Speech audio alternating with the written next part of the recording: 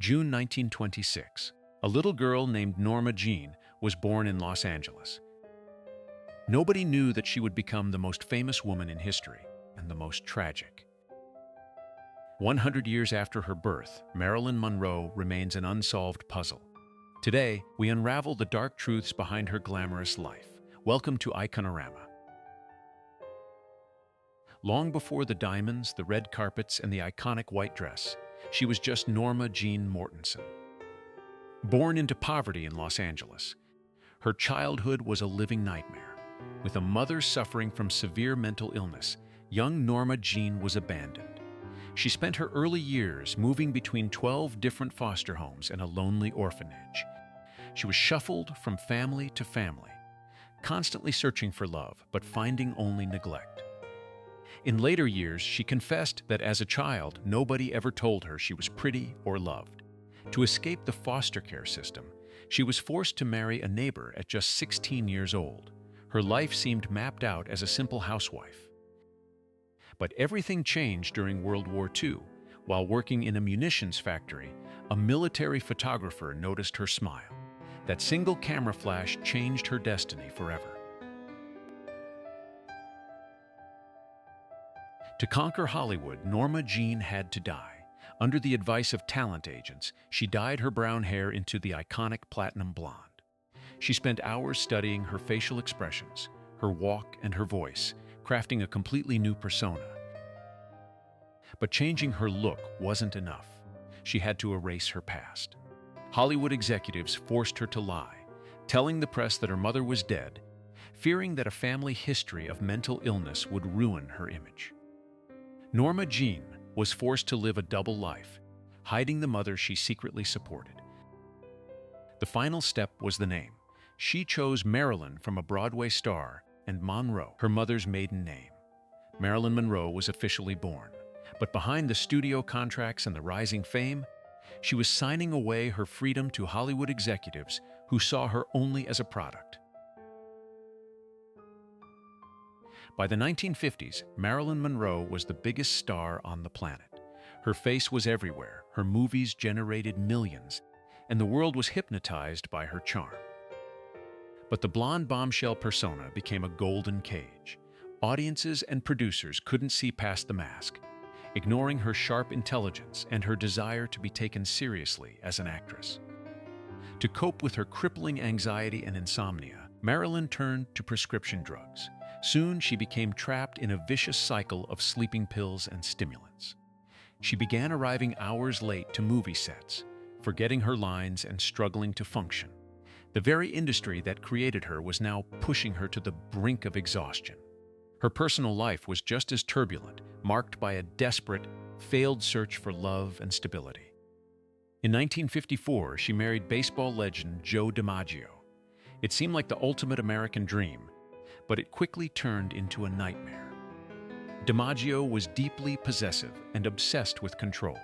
He despised her sexy image and wanted her to be a traditional housewife. Their clashing worlds culminated in bitter arguments, notably after the filming of the famous subway skirt scene, leading to a divorce after just 9 months. Seeking an intellectual anchor, Marilyn later married the acclaimed playwright Arthur Miller. She hoped he would finally see the real woman behind the star. Instead, their marriage was devastated by deep, silent tragedies.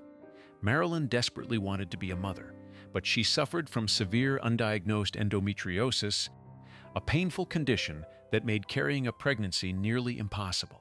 She endured a terrifying ectopic pregnancy that had to be urgently terminated. To save her life, followed by heartbreaking miscarriages, including one right after filming Some Like It Hot. These physical and emotional traumas shattered her spirit.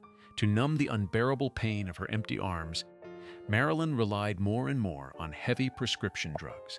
The relationship with Miller collapsed under the weight of grief and the agonizing discovery that he secretly wrote about her flaws in his private journal.